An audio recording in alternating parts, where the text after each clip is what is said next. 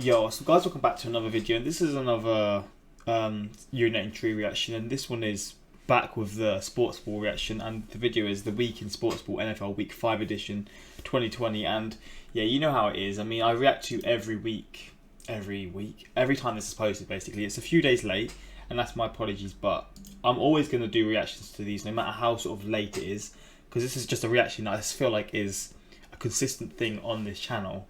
And I just enjoy sort of keeping up with the current things that are going on in the NFL. And yeah, man, let's just give this a watch and see what happened. This seems a bit longer than usual, 24 minutes.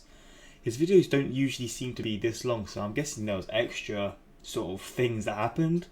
But I don't know, let's check this out and see what there's to see from the past week. The classic intro. Let's go. Oh jeez, what a shot. I think I'm breaking every FCC rule in the book. All the way! Touchdown, Cleveland! I'm calling both games. I'd like to take a moment to talk to you about the sponsor Turn that up a bit. Turn that up a little bit. of today's video, Raycon.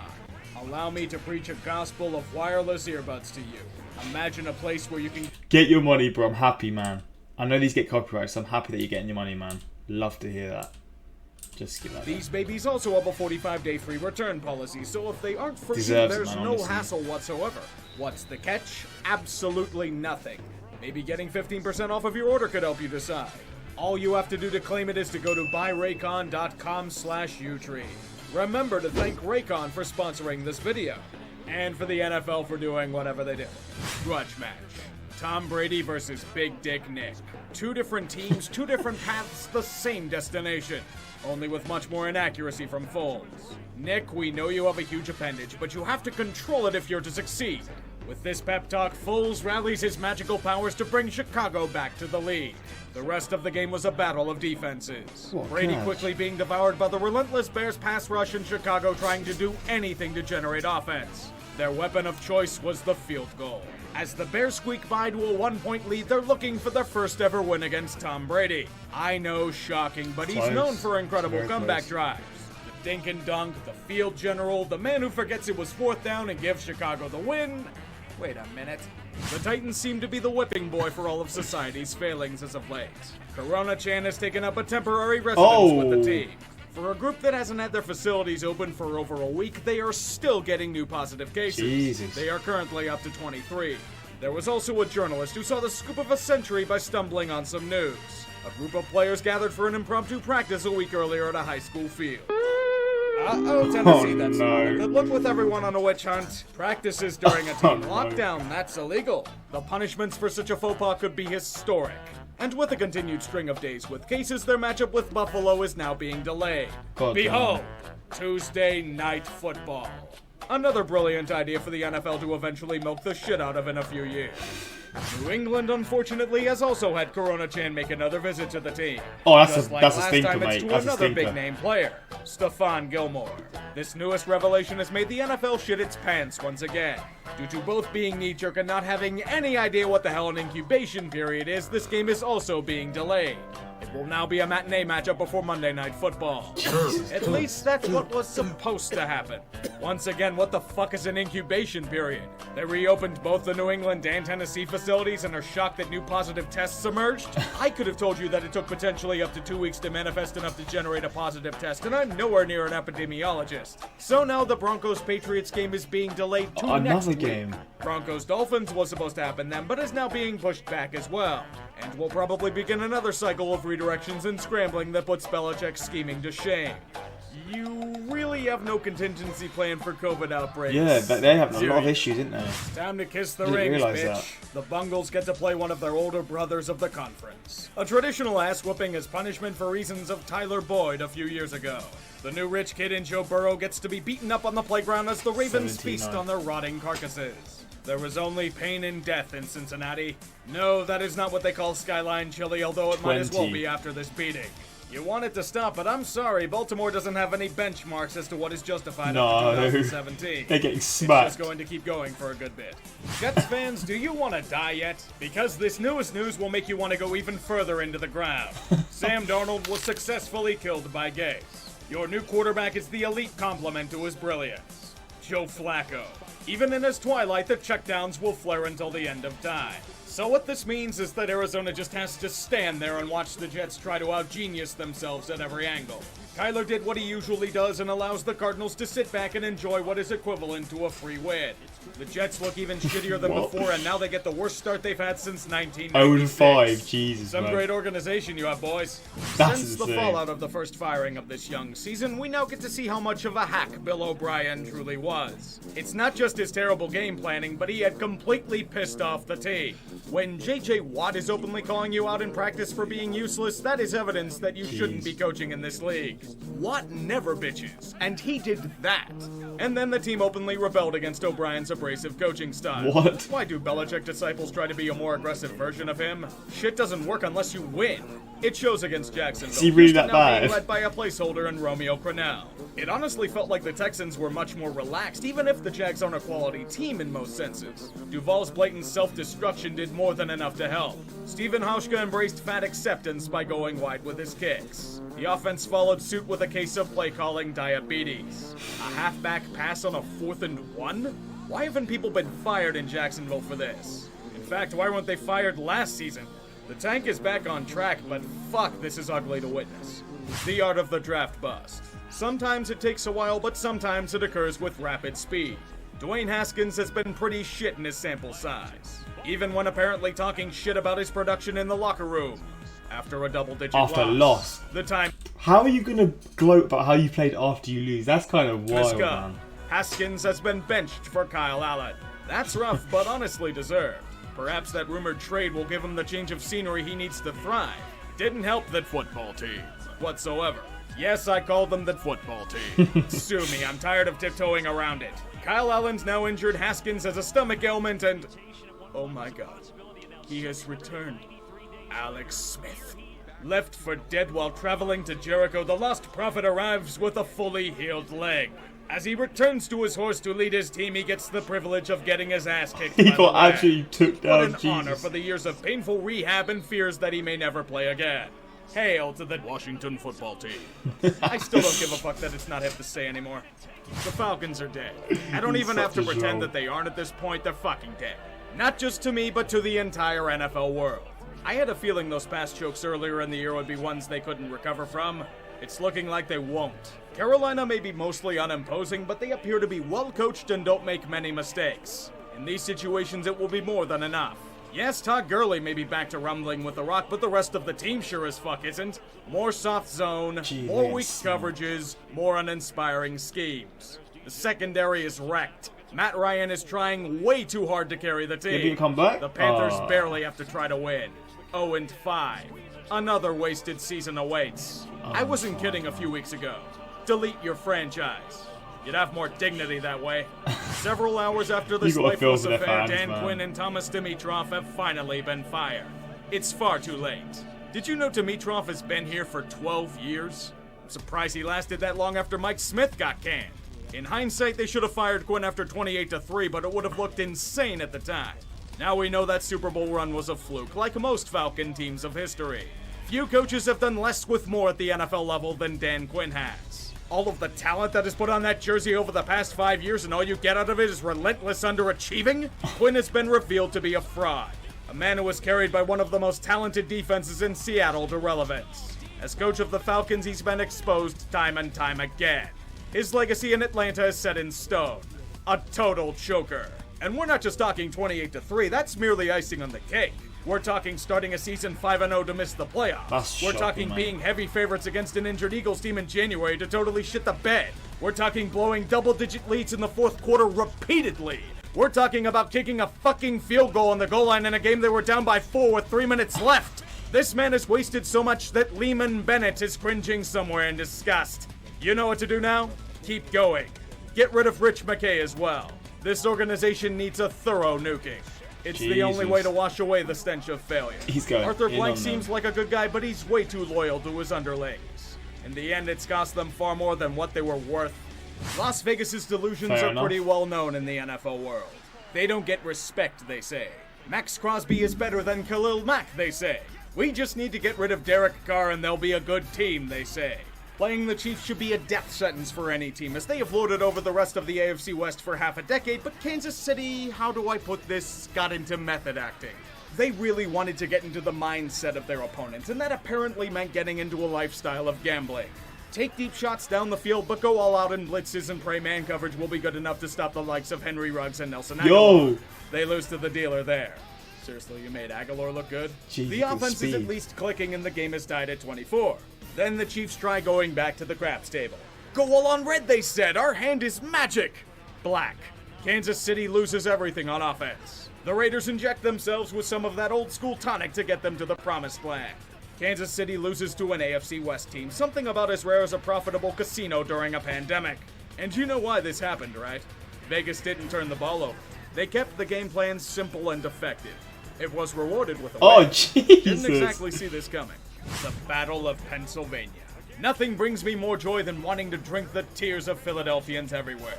Be it in any sport, our mutual hate. Someone to explain to me what. So you see, it says 3 and 0. What I've noticed is it only really says 2 digits: 1, 2, and 1. See, as a soccer fan, that would mean like a draw, but you can't draw in American football. So what is that 1, 2, 1? Is that postponed games?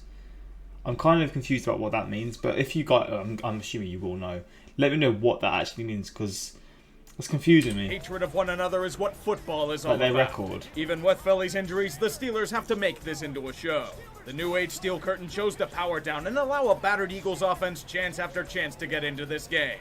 Who in the Sam hell is Travis Fulgham, and why can't Pittsburgh cover him in the slightest? Figures this dude was once a Detroit Lion because they can't do anything until they leave that place. Does the same apply to Chase Claypool by proxy? I know he was in a different state in college, but he was close enough to feel the regressing power of Detroit, I think. Thank the gods for Claypool.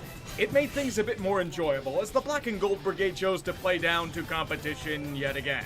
The offense got conservative, the defense bent, and the lead suddenly vanished to 2. Jesus. Then Eric Ebron unleashed his inner Detroit. Philly has a shot to shock the world again. The offense can't get much going, but they are at the Steelers' 40-yard line with 3 minutes left. 4th and 5. This is where I have to openly question Doug Peterson's logic. I don't care how good Jake Elliott is, trying to kick a 57-yarder to put you up by 1 with plenty of time on the clock is a foolish idea. Why not just go for it? Aren't you supposed to be an aggressive coach? Perhaps that would have prevented yet another week where Philly wants your head. The Steelers get an ugly, ugly win. No one gives a shit though, they're still going to the Super Bowl. You remember those 3 points the Eagles could have used? Here's where they missed them. The Eagles are pushing to get into field goal range in the first half. Carson is moving the ball around. He's making moves. He throws a nice pass to J.J. Arcega-Whiteside. But the fucker starts to celebrate. He was tackled in bounds. The Eagles have no timeouts. The clock hits 0. No chance for a field goal. Blame the officials all you want, Philly, but I understand why you want this guy's head. The long-term ramifications to this game make this man our illustrious lol cow of the week. That's how his NFL career has gone so far. I fear a time when the animals we lord over rebel against us. They will gain sentience, organize militias, and overtake their human oppressors. That time may be now. The dolphins have found life, and they are angry. They have grown tired of being used as the show ponies of the sea. The only flipper here is as a blunt weapon. Their first target, a battered coastal port in the 49ers. Under a relentless onslaught, San Francisco has no chance. Their defense is shredded. Their offense is picked apart, and Jimmy Garoppolo, the suave money man himself, was made to look like pure shit. Want to know how bad? He got benched at halftime for C.J. Beathard. I will personally take the time to welcome our new Dolphin Masters, and may they reign over us with both mercy and contempt. To think the NFL wants us to see Giants-Cowboys for the trillionth time instead of this barn burner. This game has serious playoff implications. The Colts are white-hot coming into this game. Their defense impenetrable. The Browns are white-hot coming into this game. Their offense able to kill you in 10 different ways by the end of a drive. The game was as good as advertised. Both teams within striking distance at halftime. Something had to give. In that case, the giving was from Phillip Rivers. For the love of God, Phil, stop trying to get everyone pregnant. You're a fucking Minotaur. Once again, the Colts are in a dire situation. The quarterback position is holding them back from their true potential. Cleveland also made mistakes, but they're doing enough to seal the win. They got a new kicker, right? I forgot who they... Oh, fuck. Oh no. Oh. Dude not only got the field goal, he hit the Just. uprights while doing it. That The is most accurate beautiful. kicker ever is enough to roll to 4-1. Their best record since some scrubs named Bill Belichick and Nick Saban were coaches here. I doubt they became anything. Nothing good comes from this shithole. I don't see football. I see trash on this field. The league's worst offense against the league's worst defense. And it's considered a marquee matchup. The only thing is what would win out? The awful or the even more awful? The G-Men would somehow roll out to an early lead due to some awful mistakes by Dallas, and much hatred was brewing.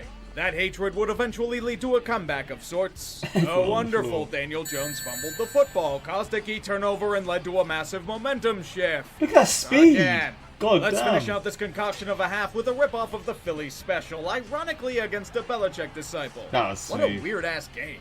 How is this gonna get more fucked? Oh no. Oh no. Is that what I think it is? Is he just broke his ankle? Oh god, is that? I think unless I've just seen something. Get more fucked. Oh! Oh no. Oh no. I hate the Cowboys, but Jesus Christ, why him? Dak's dealt with enough shit this year. Is this the price we have to that's pay for so Alex Smith bad. coming back? A soul for a soul? Look how Prescott he's might have taking played it his as last well. snap as a Cowboy. Not because of his injury, but remember, he's on his franchise tag. I think he'll be back to form eventually, but God, that's brutal. That's sad, Now they man. put all of their hopes on the Red Rifle. Andy Dalton back in the saddle. Both the He took it Giants like and an Cowboys absolute know the champ. stakes, despite the devastation that has occurred on both sides. Dallas and New York taking turns trying to hand the opposite team a win. New York is up by 3, but the Cowboys have a game to win in honor of a certain somebody. The field goal will be their weapon. The Giants' secondary is still trash. Dallas must have their Pyrrhic victory, no matter the future cost. They're going to pick out the guy to double. They want one of these guys is going to come down. Going deep for Gallup. Oh! God Normally, I damn. would completely shit on the Cowboys for nearly losing a game to one of the worst teams in football, but Is that the last considering second of the game? circumstances, I'll let them have this Oh, one. jeez. Minnesota is hoping to ride a wave of momentum after last week's win against the Texans. Seattle will be a That much was tougher insane. test, but the fans will not be in attendance. So perhaps that takes away part of the Seahawks' advantage? A good bit of it, as Seattle could do nothing in the first half. Literally a goose egg. The Vikings jump out to a 13-0 lead at halftime. Minnesota comes to wonder what to do. They've never gotten this far, and it shows in how they came out in the second half. The typical Viking crumblings allow Seattle to gain 21 unanswered points. More fears are coming for them, but something insane happens. The Seahawks want to overload their city's hospitals due to heart attacks. They love look doing at it, as that. you can tell by allowing the Vikings to regain control of the lead by 5. They're eating tons of clock and have a chance to finish them off. 4th and inches at the Seattle 5-yard line. Normally I'd be for taking the points, but I understand what they want to do. Go for the kill. You get a first down, you eat more clock, burn timeouts, and finish off the game with the field goal. The idea is sound. The execution was Classic. fucking putrid. A tunnel run up the gut when they're expecting it? And now that pathetic secondary has to defend a charge from Russell Wilson? Yeah, that's not happening. Just get it the fuck over with, boys. Wilson surveys, fires, and it is going to be caught. Even Is for that the another last Vikings, this second was one? an impressive job. A game you had in the bag and you Atlanta it so badly that even Dan Quinn would be Look at the embarrassed. probability Why as the well. fuck didn't you do a rollout on 4th down? You blew it. There's some crazy things Michael happening, Thomas man. will God not be damn. playing in this contest. Some You might crazy ask, how is this endings. important? He hasn't played in the last few weeks. Context. Thomas isn't playing due to a disciplinary measure. He got into a fight with Chauncey Gardner-Johnson in practice. Jeez. I've heard tales of Thomas being an egotistical asshole, but clocking a dude in the face? That's a bit further than I had thought. So now the Saints get another must-win matchup against a Charger crew dealing with several weeks of painful defeats. New Orleans is allowed to experience such frustrations firsthand. For those of you keeping score at home, Drew Brees and the Saints secondary are just as terrible as they've looked in recent weeks. I get it's Justin Herbert and he can throw a football, but can't both statements be correct? The Chargers, just like last week, have a 17-point lead before the end of the first half. But you know this team. You can't take it easy. Somehow, some way, they will fuck it up. It is a tradition that predates the fandom of many watching this program. It is Spanos, the Hands of Fate. It's just as terrible and unintentionally hilarious to watch as well. In a near-carbon copy of last week, the Charger offense shuts down and the Saints come back to tie the game. Drew Brees even threw another pass longer than 10 yards, the most surprising thing I've seen happen so far. Fortunately for LA, the Saints have no fucking secondary. That's it. I put more effort into that than the secondary apparently did on that zone read. It may end up being tight again, but yes, Saints secondary. New Orleans is playing like shit and deserves to lose. I'm ready to shit on these fuckers, and all that's needed is a field goal. Allow me this honor. 5 seconds again. Is he? Oh no. Oh no. You think you've had a bad week? You think you know what pain is? The Chargers aren't just in pain. They are pain. They have been born into pain, were raised by pain, and will wither and die in pain. Every fiber of their existence is to maximize pain. Their analytics department researches more efficient ways to develop pain. They have nothing. No clutch wins, no special teams, no fans, no respect, no pride, no true home. Oh no. Only pain. It is their constant. It is their comfort. It is their fate. Forever and ever and ever. Pain. Here, please hit me as hard as you can. Don't hold back. The COVID infestation seems to have been cleared from Tennessee, so we have Tuesday Night Football. It will probably get massive ratings because football is king. Well. The Titans should have been crushed. No real practices in over a week and facing one of the best teams in the AFC. But apparently during their rest, the Titans developed psionic powers and forced Buffalo to submit to their autonomous rule. Before we continue, a quick moment of silence to remember what was Josh Norman. Some say his soul was banished to the ether after this hit. The Bills may have been as well after what they experienced in Nashville. If they're down there, they could possibly find Josh Allen's passing prowess. It wasn't available in this game. We got his rookie form as Malcolm Butler comes from stage left to feast on interceptions. So much for the potential forfeits we were wanting. Maybe Buffalo felt bad and just forfeited effort instead? Would at least make some sort of sense, right? Guess what, boys and girls? It's not just the Mets that are bringing the laughs. J.J. Arcega-Whiteside, you can breathe easy. The butt fumble is the king of the laughter. Their saga with Le'Veon Bell has been one of the butt fumbliest butt fumbles to have ever been butt fumbled. They signed him to a huge contract only for the head coach to hate him from the moment he signed. Le'Veon is borderline sabotaged as LOL Jets runs wild throughout MetLife. Check out this stat line. 17 games played, his longest rush being 19 yards, no 100-yard games, 4 touchdowns. Incredible robbery by a running back with a ton of warning signs heading into free agency. Every month or two he's rumored to be traded, but they can't because who wants to pay $15 million for a running back that isn't performing? The Jets will need to think hard about this one. They cut him? What? Jets! What the hell are you doing? It's a horrible contract, but you don't do this shit. It's only off-season. I don't care if Jets fans get tired of it. You were a butt fumble. Contract this fucking team.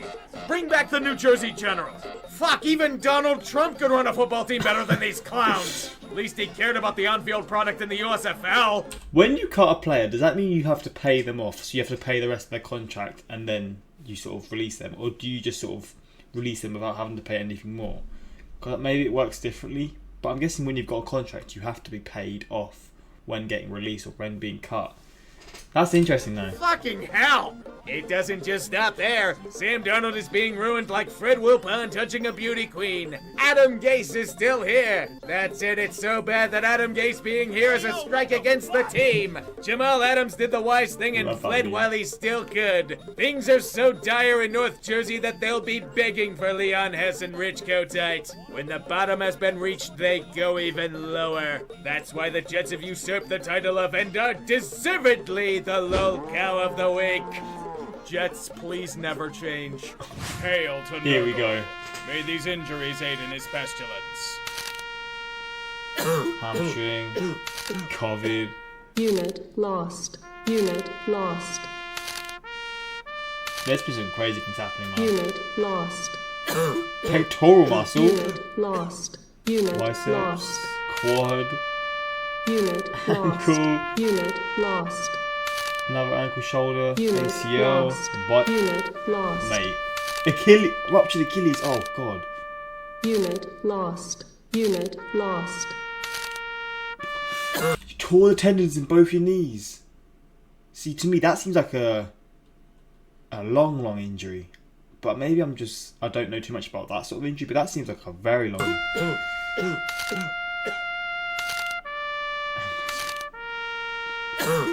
My God. Unit lost. Some more COVID.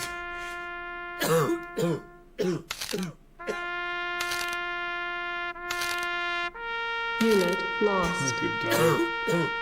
Unit lost. We lost the Pro Bowl, and not a single person feels bad wow. for it. How come quarterbacks never threw me the ball like that? I love watching these end ones so much. Had a couple of those. Short kick fielded by Rodgers as he straddles his goal line. Rodgers Yo! up the sideline. Rodgers still going. Yo! Cutback. Rodgers breaking free. And What? Rodgers will score. Rodgers No, that's so satisfying. This is the craziest one I've ever seen. Look at the speed and the agility, man. Short kick fielded by Rodgers as he straddles. Yo! Rodgers up the sideline. Rodgers still going. Jesus, no. This is ridiculous. Breaking free. And Rodgers will score. That's incredible. That is incredible. That response from Indianapolis. God damn. That was insane. The Jets deserve a Nobel Prize. Alright, I'm depressed again. The dude needs to replace those idiots at Sports Center. Guys, I'm starting to think the Jets are bad at this football thing. The coughs after every common name at the end laugh. The detail is hilarious. Anyone else notice the Jets power ranking this? Biggest weakness football, most accurate statement ever of all time. Even Donald Trump could run a football team better than you. Did Donald Trump run? Did he like own the team at one point, or does he still like? I swear he owned the team. Let me search that actually. Donald Trump owning. Is it a football team or I'm just gonna say sports team? I swear I've seen that he had.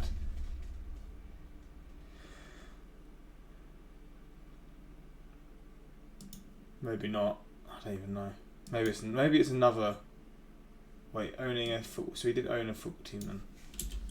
I know this is pretty irrelevant, but I swear I have heard about this, and it's just piquing my interest.